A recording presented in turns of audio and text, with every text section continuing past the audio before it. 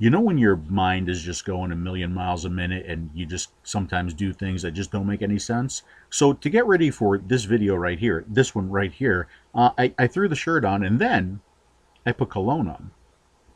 Can you smell it? Probably not.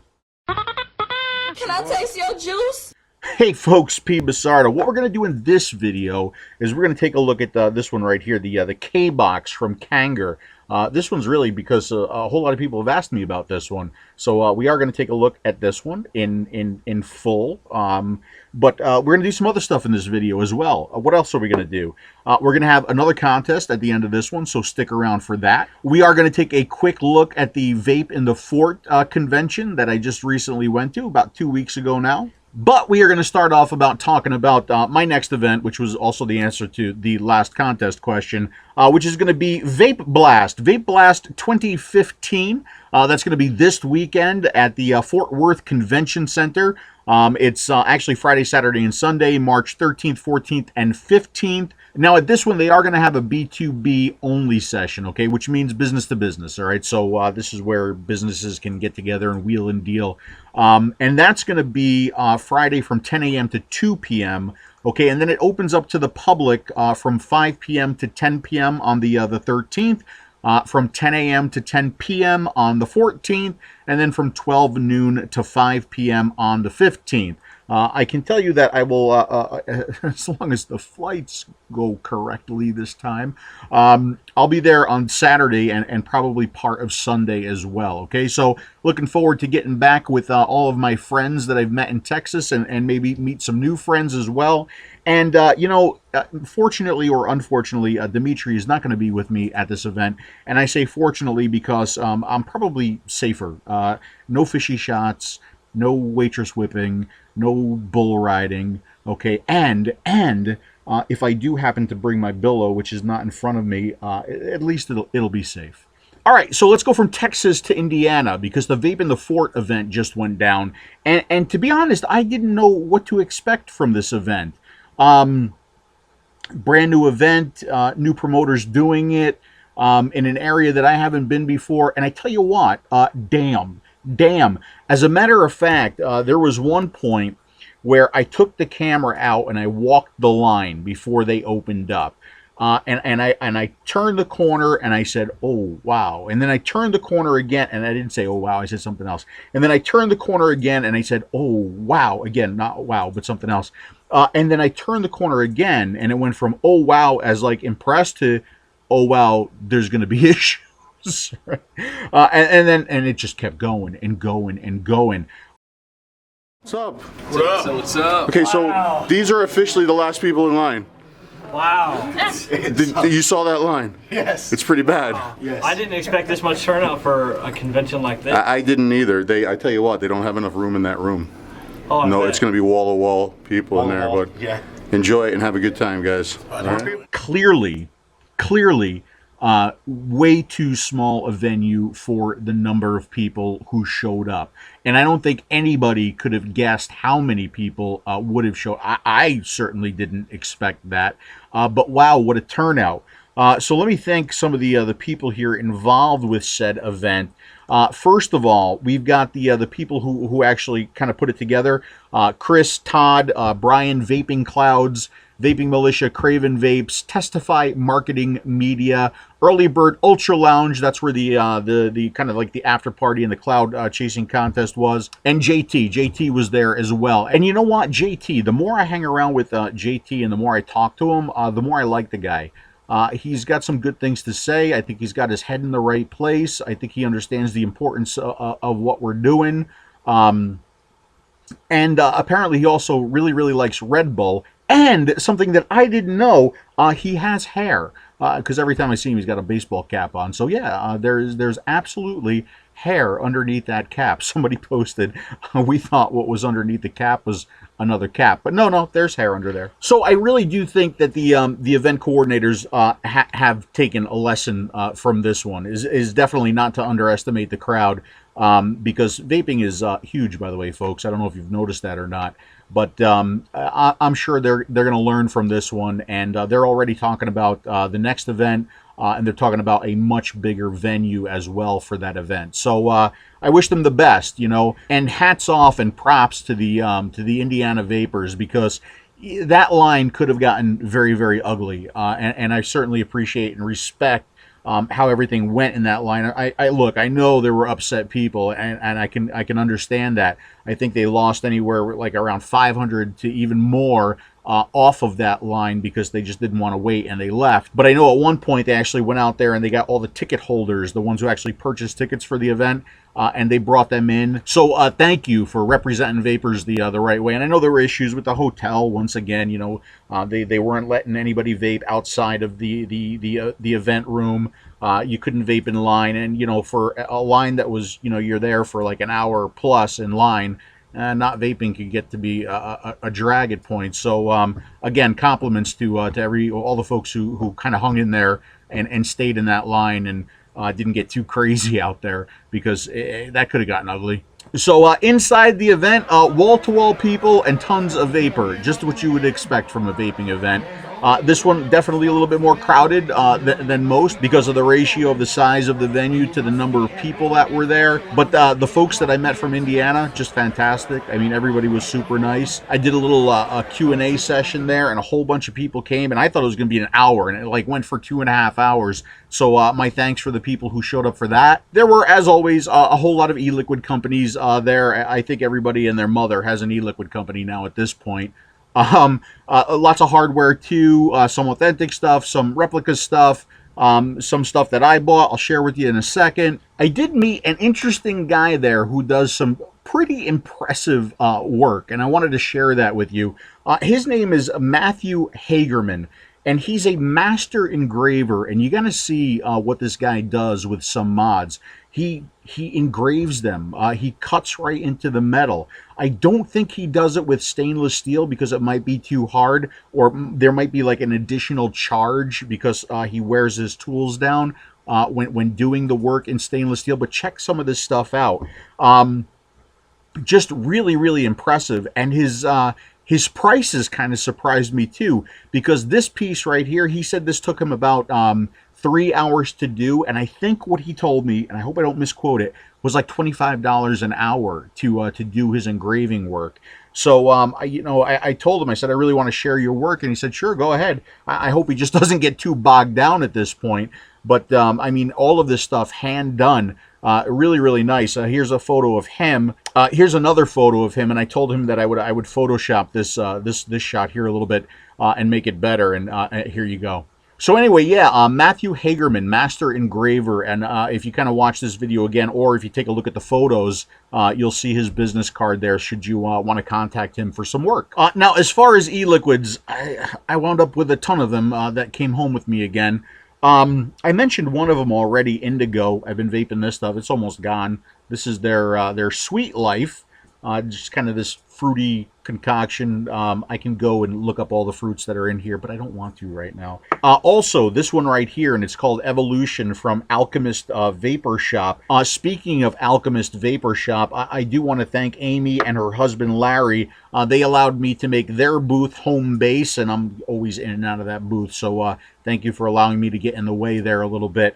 They were super nice. I've actually been talking to Amy online for a while, and she was fantastic. Her husband, thank you both for driving my drunk ass back from the club into the hotel and taking me out to dinner. Speaking of dinner, thank you, Sean Anderson. He's the CEO of Craven Vapes for dinner that night. That was very nice of you. To Chris and Todd again for the hospitality shown to me. In other words, the alcohol shown to me at the Early Bird Ultra Lounge. It's actually their club, and that's where we went after the event. So that was a lot of fun too. And to all the other guys at the Alchemist Vapor Shop for allowing me to keep my stuff there and keep it safe, and me coming back and forth.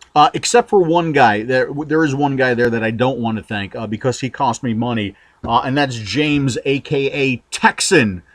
Because James, a.k.a. Texan, came back with a mod and that he bought, and I looked at the mod. Boy, did I fall in love instantly. It was just a little bit different looking, had kind of a unique feature that I haven't seen before.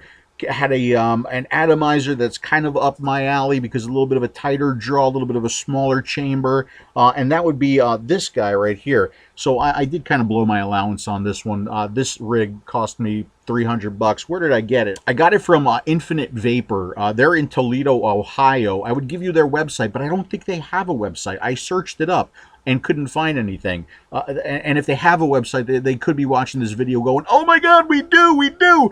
So if you do give it to me, I'll announce it in the next video, and I'll put it up in the description and in the links on tasteyourjuice.com. So what do we have here? What's this guy right here? This is the Vicious Ant Phenom mechanical, along with the Prodigy atomizer. Okay. I have it kind of set up in its hybrid mode right now. I just liked the look of it. I really did. You know, I don't fall in love with mods all that much, but this one I really did like the look of it. I think it's sharp, and I don't have very many black mechanicals, and now I do. This locking ring here is absolutely gorgeous, buttery smooth. It's got a nice short throw. It's not that firm of a press. I like the texture on it. It makes gripping and holding it real nice. And the atomizer. I love this feature right here. Look at that. See, because I very rarely use my drip tips to actually, when I am dripping, I very rarely drip into my tips. So what you'll typically see when I'm dripping is this, because I have my drip tip in my mouth, because I hate it.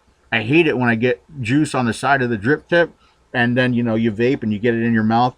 So inevitably, I just take my drip tip off and I drip directly into the atomizer. And what this allows you to do is to keep your drip tip on like that, and you just slide this over and you drip right in there. I think that's pretty cool. See, I like stuff like that, right? Something a little bit different. So yeah, there you go. That's the Phenom mechanical along with the Prodigy atomizer by Vicious Ant. And like I said, I have it in hybrid, but there's the standard 510 cap there, should you want to use that. But I did buy them as a set, and the set, well, why can't I catch the threads tonight? And the set did cost me $300 for both of them, okay? And again, like I said, I would share I can't catch the threads! Like I said, I would share that website with you, but it doesn't look like they have a website. And it doesn't look like I got it. I was going to say it doesn't look like I was going to capture the threads too, but I did. There we go, okay? So now that we've talked about all this stuff, let's get to the review. All right, so the KBOX, what is it? Where are you going to get it? How much is it going to cost you? This is sort of a variable wattage device. And I say sort of. What did we used to call the older variable voltage devices that weren't truly variable, but they had like 3 or 4 different settings on them that you can adjust? Did we call them multi-volt? I don't remember. It seems like it was so long ago. But that's kind of what we have here. We do have adjustability, okay, so we can click this button and adjust it. You'll see that close up in a little bit, right? But we don't have full adjustability. We're limited to the settings that it has on it. All right, and we're going to talk about all that stuff. Where are you going to get it and how much is it going to cost you? These did come to me directly from Kanger, but I did a quick look up on the internet. My Vapor Store was the first one that popped up, and they had them for $26.95. So it's basically a $27 40-watt mod, folks. It's very inexpensive, but with that inexpensive price, you're going to lose some features on this one. So let's start off with a quick unboxing, a size comparison, and we'll take a look at it from the top down. All right, guys, so here is the box that the box comes in. It's the box that the KBOX comes in. This was wrapped in plastic wrap originally. We got the authentication sticker right here. We slide this open. We find a manual. The manual seems good enough. And then we find the device itself, okay? Bare bones, nothing else. This is what you're going to get with this one, all right? Now, we can do a little size comparison on this one if I just kind of put it down on its side. Here we have an SX Mini. It's very similar in size to that. Here we have a RDNA. Put these side by side for you. I'll hold them on their side as well. You can see that, okay? This side, obviously, a lot thinner. This side, the tube side, obviously a lot thicker. This tube side is going to wind up being about 25 millimeters, which actually makes a whole lot of sense, and we'll see that in a little bit. And then the smaller side here is about 20 millimeters, okay? The height, right around 89.3 millimeters, okay? Weight on this one. It's an aluminum shell. It's fairly light. Let me go ahead and turn this on for you, and we'll take a look. Now, this one does not have a battery in it, but you'll get an idea here of its weight. We're looking at 117.2 grams. Let's go ahead and put a battery in this, and we'll size it up next to the Vapor Shark. All right, so this with a battery is going to come in at 160.7 grams, and the Shark is going to be heavier than that, 210.1 grams, okay? So it is a fairly lightweight piece, yet it doesn't have a very cheap feel to it, okay? It feels pretty solid enough. And by the way, has anybody else looked at KBoX right there, especially with the font that they're using, and think Xbox? You know how many times I've called this the Xbox? All right, so we'll take a look from the top down. Obviously, we do have the KBoX or one of the logos, or it just says KBoX basically, and it really does remind me of Xbox. We have some air channels that go off to the end here for those devices that might need air from their 510 connection. We have, everything is flush though, okay, you can see that, so everything's going to sit on there nice and flush. We do have a spring-loaded 510 pin in there. The seam here, it's okay. It's not the best I've seen, all right? So on the front of the device, we have no venting down here at the bottom, okay? Look, see, it reminded me of Xbox again. But we do have the Kanger Tech logo cut out here, so there's your venting. On this side, we have nothing. On the back, we have nothing. And then we have the control panel here. We're going to have a screw here, a screw here. We're going to have our fire button. And then we're going to have our battery bar. Okay, so this is going to be our battery bar, and this right here are going to be the wattage settings. And then we do have a control button to control those wattage settings. And if I zoom in here a little bit and tilt it so we can see it better, we can see the wattage settings. We see the W there for wattage. And then we see 8, 13, 20, 25, 30, 35, and 40. So those are the wattage settings that are available to us. All right, so I talked about the dimensions of this tube section right here, and I said it's 25 millimeters, and it makes sense. Why does it make sense? Well, here's the Nano. Here's what the Nano looks like, and you can see it does definitely screw all the way down. Okay, and you wind up with this look right here. Okay, but let's go ahead and bypass the Mini, and then let's go right to the full size. Okay, so here's the full size, and when we screw the full size on, it does line up.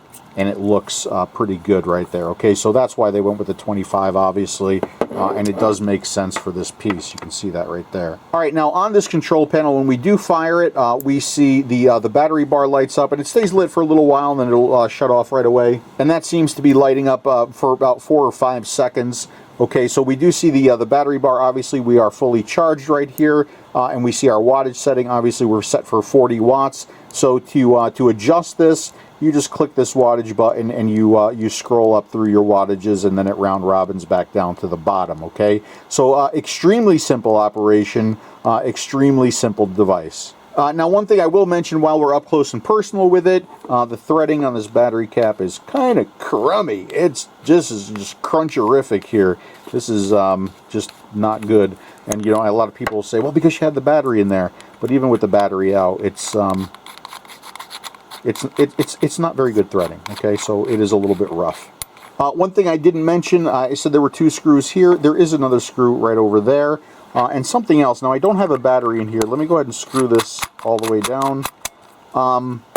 Mine does not sit flat, okay? So you can see that happening right there. I don't know if that's with all of them, but mine does not sit flat. That makes me a little cranky. Now, I have seen pictures of the inside of this. This is about as far as I can get it without kind of breaking it, all right? So you can see the bottom cap right here. That kind of screws in there. And then the top cap coming off here, that kind of screws into place, okay? So, but I'm not going to take that out anymore because I really don't want to break this one. Because I know people had issues because the board itself didn't say 40 watts. It said something like 30 watts. I wouldn't go by the screen printing on the board. I'd go by what the device actually does, and we'll find out what it actually does in just a little bit. We can talk about these buttons while we're up close and personal. So they are metal buttons. This one does have a metal surround, but it's kind of a domed button, so it's not like you're pushing it into the surround. Very, very short throw. You can see it sticks out a fair amount. Let's go ahead and see what the force meter says. I'm guessing that this is going to be a very, very light press. Let's watch those lights come on. They're on. And about a half a pound, yeah. So it is an extremely light press. A little small for my liking, but I mean, that's not a big deal. It does have nice tactile feedback, so it's not very loud, but you can definitely feel it clicking and making contact, which I like. This one, again, is a very, very small button, not very raised, okay, but easy enough to press and make your adjustments with. Something I forgot to mention in the operations section there, it does have 5-click on and off, okay? So it's currently firing. You can see that. You see those little lights flashing there? That's the LEDs having a hard time syncing up with the camera, the refresh rate. So 5 clicks, 1, 2, 3, 4, 5. You get a whole bunch of flashing, just like you see right there, and then it doesn't fire anymore. 5 more clicks, 1, 2, 3, 4, 5. It starts to flash again, and then it will fire without issue. There you go. Okay, so let's have a vape and we'll start talking a little bit more about this piece.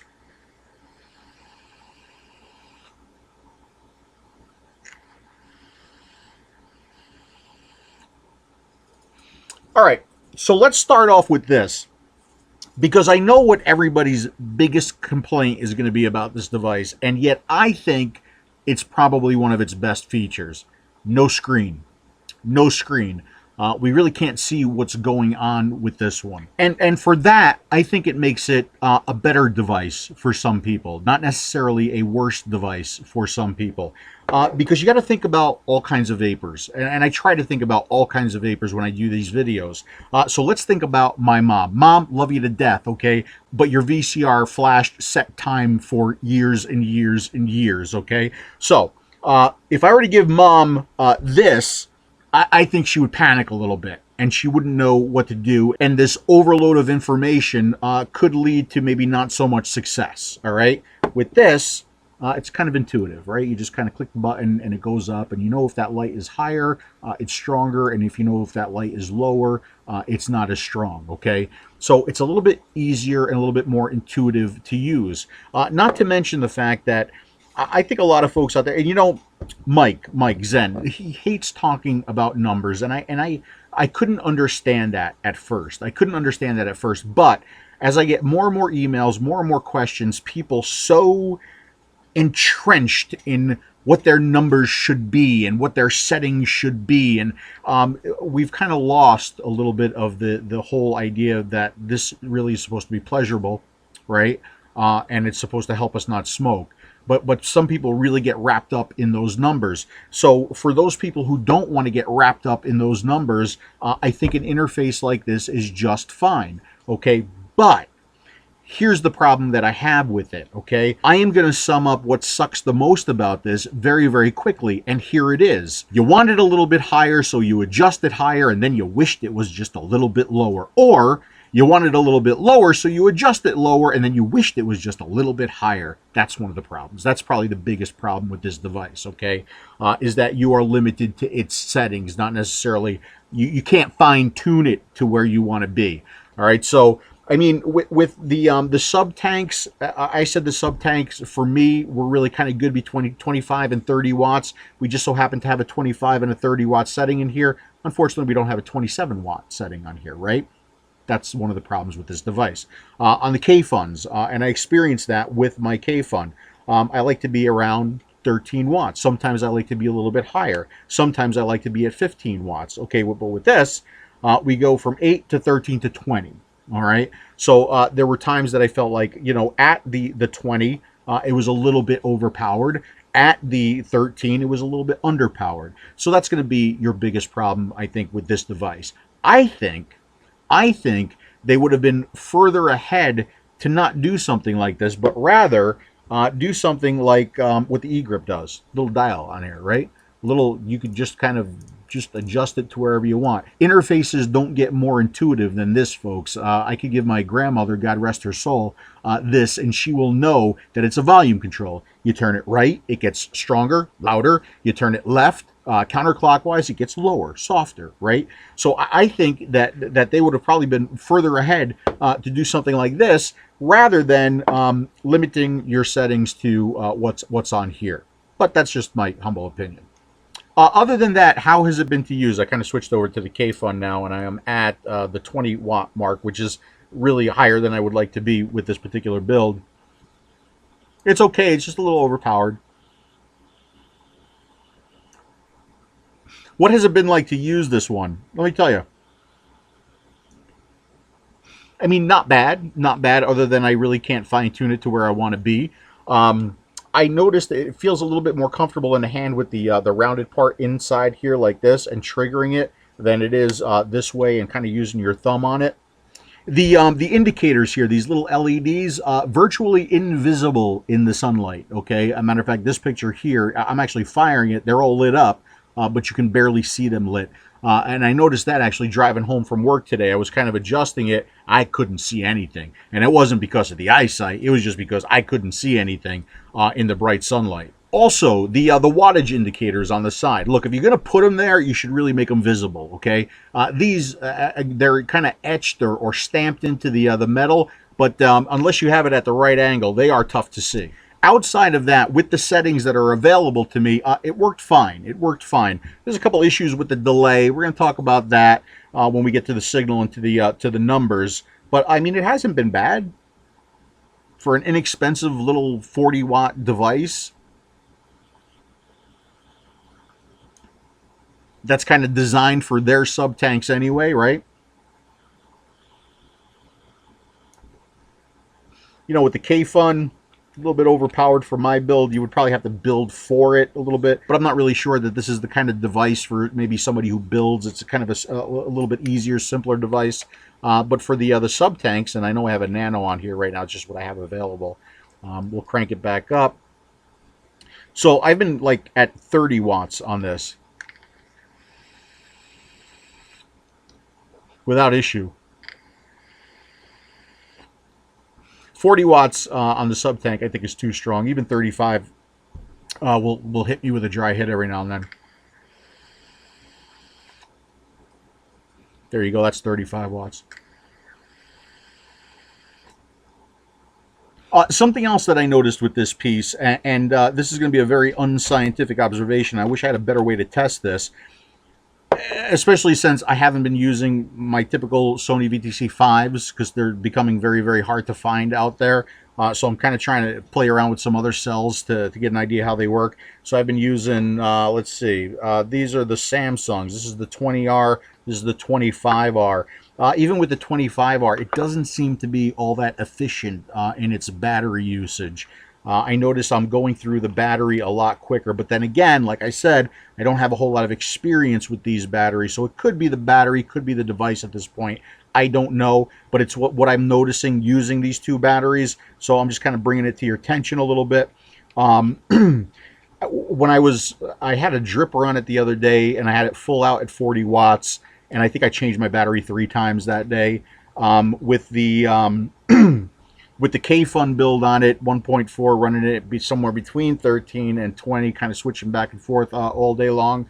A little bit less than a day, but then I would expect that at 20 watts because typically I'm at 13 to 15 on other devices. So you see why I'm saying it's kind of a really kind of an unscientific observation, but it is an observation. That's why I'm sharing it with you. The good news is I didn't notice any change in vape as the battery started to drain, and then eventually what it does is you try to fire it, it flashes at you, and there's nothing you could do at that point other than, well, charge your battery. And you are going to have to take your battery out of this one because we don't have an onboard charger. Safety features on this one, we do have reverse battery protection, we got short circuit protection, we got low resistance protection, we got undervolt protection. What else? We have a 10-second cutoff on this one as well. By the way, the short circuit protection, the low resistance protection, and the undervolt, which means it's time to charge your battery, all the same behavior. It just flashes at you. I did do a little torture testing with this one. Set it all the way up to 40 watts. Put the, how low can it go? 0.4 ohms. And I did test that. 0.4 ohms. You could see me here firing it without issue. I even take the coil off, and because this one doesn't have a screen, I do put it on a little ohm meter here to show you. I took that 0.4 ohm and I set it for 40 watts, and I just kept firing it and letting it go, firing it real quick to bypass the cutoff. Although it did get a little warm after a while, certainly nothing to, I think anyway, to be concerned about. I don't know if it has a built-in temperature monitor or not, but like I said, it just got kind of warm and not extremely hot, so I don't think there's any issue there. All right, so let's put the Nano back on here. We'll have another vape, and then we'll take a look at the signal and some numbers on this one. Set it back for 30 watts. Here we go.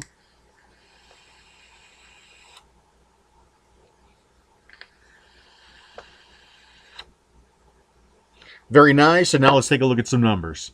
Okay, folks, so let's start off by looking at the signal of the KBox. It looks like a pulse width, and it is a pulse width when it's in step down, okay? So when it's trying to regulate that battery power below the voltage of the battery itself, we do automatically switch to PWM pulse width modulation to get that voltage down. As we go higher, something else here to point out. Actually, a couple things to point out. Somebody complained about me using the bottom of my cursor to circle the frequency right there. And there's a reason behind that. I mentioned this in a video a while back. This software that I'm using right here, if I try to go below that, see, the arrow just kind of disappears, right? So that's why when I'm down here on the screen, I do have to use the end of the arrow. I apologize for that. It's the software's fault, not mine. But take a look at this frequency here, 19.53 hertz. What does that mean? That means on the devices that you can hear the rattlesnake sound, you will hear the rattlesnake sound. That's kind of a low frequency, right? As we bump up the watts, we see the duty cycle just increase itself to get us more voltage, longer duty cycle, more voltage, longer duty cycle, and then eventually we go to a flat DC signal here, right? And again, it is going to switch over from pulse width to the flat signal automatically once it can regulate the battery power, okay? So in step down, we're in pulse width modulation. When there no step down is required, we do go to a flat signal. A couple other interesting things going on here. We've got this signal. What's going on here? This is me firing it, but then we see a little heartbeat going on here. And the heartbeat, the heartbeat doesn't last very long. It only lasts about 4 seconds, and it only seems to be on while the screen is lit, okay? So as soon as, after that 4 seconds, that heartbeat goes away. But we have a little bit of a lag. So here's a little bit of a lag. Now, the thing is, when that heartbeat is happening, okay, within the 4 seconds of me letting go of the button, if I press the button again, it's instant, okay? It just kind of fires. But if the screen is off and that heartbeat isn't happening, we do get a little bit of a lag, and you can see that right here. So this is me pushing the button. This is it beginning to fire, and even here we have this little shelf here thing going on, right? So there's a little bit more of a delay between when you push the button, when it starts to fire, and when it hits its full wattage setting. Okay, so if I look at this lag just here alone, that winds up being about 0.25 seconds. Okay, so 0.25 seconds from when the screen is not lit to when I push the button and to when it starts to fire. Let me erase that now, and we'll just add in that other little bit of time right here. Okay, so now I'm looking at the total lag from the time I'm pushing the button to the time the device is firing, about 0.32 seconds. Okay, so again, this would be much shorter here if you push the button while the heartbeat is happening, but when the heartbeat is not happening, after the 4 seconds, when the screen is off, you are going to have this delay right here. Okay, so let's look at some of these charts. As always, the blue bar is where it should be in voltage, according to Ohm's law, calculated out to give me the wattage setting against these different resistances. Blue bar is where it should be. Red bar is the actual measurement. Even in pulse width modulation, has a little bit of a hard time getting down here. This is where it's most off. Everywhere else, not a very accurate device, but you'll hear me say a fair amount in this video, for the price, okay? For the price, I don't think it's doing horrible by any means. We seem to be off at most by 0.3 volts, all right? You know, here off more where it tries to regulate all the way down to that 2.2 volts, but we're off by 0.3 here, 0.2 here, 0.1 here, 0.1 here. We can crank this up a little bit higher to 13 watts. 0.2 here, 0.1 here, 0.1 here, 0.1 here. I sound like a broken record. 0.1 here, right? I mean, so not horrible, not horrible. At 20 watts, we're dead on here. Off by 0.3 here, 0.2 here, 0.1 here, 0.1 here. Again, not bad. Here at 30 watts, again, we see similar behavior, you know, 0.1, 0.2, 0.3. Here, even here at 30 watts, coming real close to that 9.6. We're getting 9.5 here. That's nice. And then at 40 watts, we do see a limit of the device. Everything here, 0.1 or 0.2, dead on here. But here, the device is firing at 9.8 volts, where it should be 11.1 volts to give me the 40 watts, which tells me that this probably has about a 10 volt limit on it, okay? So there you go, folks. Those are the numbers and the signal on this device. So there you go. I mean, again, for the price, I don't think it's doing horrible. I don't think it's doing horrible. Is it the most accurate device we've looked at? Absolutely not. But I don't think it's too bad. 27 bucks, I don't know. So with that, we should probably do some thumbs up, thumbs down, and kick off the next contest.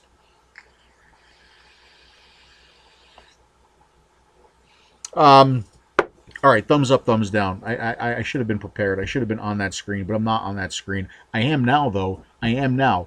I'm at a toss-up here. We'll start with thumbs up, thumbs up. Price, 27 bucks, right? I mean, $27, 40-watt box mod. You're not getting a whole lot of bells and whistles. Well, okay, that thumbs down. All right, so price, I think it feels pretty decent. I'm not having any issues with how it feels. It doesn't come off as very cheap. It doesn't sound hollow when you push the button. I don't think it's that bad quality-wise. You know, is it a $27 device? Yeah, it is, right? But there you go. It's worked every time. The button feels good enough. Obviously, extremely easy to adjust, easy to understand. Battery meter here. Although I would have put like a little battery symbol next to that, the same way they have the wattage indicators next to the wattage. But there's that. I like the way they designed the rounded part of this so that it will fit the full-size Kanger sub tank. Well, it is a Kanger product, right? So it should fit that full-size sub tank, and you can see there that it does. We've got a spring-loaded 510 pin on this one. Everything seems to everything I've tried on it has worked without issue. Everything sits nice and flush. And that's thumbs up. That's what I got for this, for the KBoX, for thumbs up. Basically, it's just been kind of a mindless device for a few days, right? What about thumbs down on this one? Thumbs down. Now, see, the thumbs down for a lot of people is going to be no screen, right? So we can't see our resistance. We can't fine-tune it. So I can't call no screen a thumbs down because that just is what it is, right? But the jump between the settings, I'll call that a thumbs down. Because like I said, even when I've been using this, there's times where I want to be a little bit higher or a little bit lower, and it's not getting me there. It's either a little bit underpowered, a little bit overpowered. For the sub tank, at 30 watts, maybe 35, it's been working just fine. But for some of your other builds, some of your other devices that you may want to use on it, you may not be able to fine tune it enough. So that's definitely a thumbs down. What other things? This rubbing off the button, that is a thumbs down. The difficulty in seeing this in bright sunlight, that is a thumbs down. The difficulty in seeing the wattage indicators on here, that is a thumbs down. This kind of crunchy battery cap thread here, that is a thumbs down. The delay when you push, see, like right now, it's not lit. It's hard to tell, right? But if I push it now, there's a little bit of a delay, and then it starts cracking. But if it's lit and I push it, it's faster. Okay, so I think that delay is only happening when that screen is out, when that little heartbeat stops. Okay, now something about that pause, that little bit of a delay too. That's something that, like, I sort of thought that there was a delay, and then I went to the oscilloscope and I tested it, but it's unlike the Cloudport Mini, because what did that have? Like a 0.8 second delay? That's something that I noticed right away. And I'm like, all right, I know what I'm going to see on the screen. So, I mean, you know, it's not nearly as bad as that at 0.3 seconds, especially when you like hit it the second time and it's kind of like right there. But I think some of you are going to notice it. Some of you, it's not going to be a big deal, but it's still in the thumbs down category. Another thumbs down. Mine doesn't sit flat. I don't know if yours will, but mine certainly does not. That bugs me a little bit. The battery cover seems to be just a little bit higher than this piece right here. So this is going to be an interesting one. Overall, what do I give the KBoX? Here's what I give it. I give it a thumbs down. for anybody who is looking for a more advanced device, more information, and the ability to fine-tune their device, it's a thumbs down, right? Look someplace else. But for somebody looking for a simpler device, a very, very inexpensive device, a device that isn't going to get you maybe your exact setting, but close to your setting, and something that will handle the sub tanks again at an inexpensive price, it's a thumbs up. So it really, this one, I mean, totally depends on what kind of a vapor or what you look for in a device, right? So again, the biggest complaint on this is going to be no screen, no resistance reading, but I think that is one of its strong points for somebody who doesn't need or doesn't want to be bothered with that kind of information. Right, Mom? Okay, for the contest, what do I have for the contest? Well, I kind of opened this up already just to show you, but it is brand new. I'm going to repackage this. So you are going to get a Kanger full-size sub-tank, and I got a brandy new KBOX here still in the plastic wrap for you as well. Okay, so those are the two prizes that are up for grabs in this here contest right here. What's the question? And by the way, an alarming number of emails for the last contest went to PBusardo at tasteyourjuice.com. An alarming number. They need to go. Contest entries need to go to contest at tasteyourjuice.com. That's the only way you're going to get entered in these contests. Also, the answer to the question needs to be in the subject line of the email, not the body of the email. Sorry, guys, I don't have time to go in and read thousands of emails. I got enough of them without the contest entries as well. All right, so the question is, what year did I start vaping? That's the question this time. What year did I start vaping? You put the answer in the subject line of an email addressed to contest at tasteyourjuice.com. You will be in for the random drawing. The random drawing, I'm going to let this one go for a little while because tomorrow night got to pack. Then we got to go to Texas. You got to have some fun at Vape Blast. And I get back. So let's let this one go until end of day Sunday, March 15th. Okay, so you have until 11:59 p.m. Sunday, March 15th to get your entries in. And of course, if you get the answer right, you will be in a random drawing to win your very own KBOX and full-size sub-tank. Okay, thank you very much, Kanger, for the prizes. All right, so that is it for this video, folks. And now I'm excited because I am going to go build my Rose V2. I'm excited about this one. I've tried it a couple times. I've really liked it, but I haven't actually, been able to get my hands on it and build it and really try it. So that's what I'm going to do. That is what I'm going to do as soon as I say. I hope you found some of that information helpful. As always, you guys, thanks so much for watching, and I'll see you again soon. Can I taste your juice?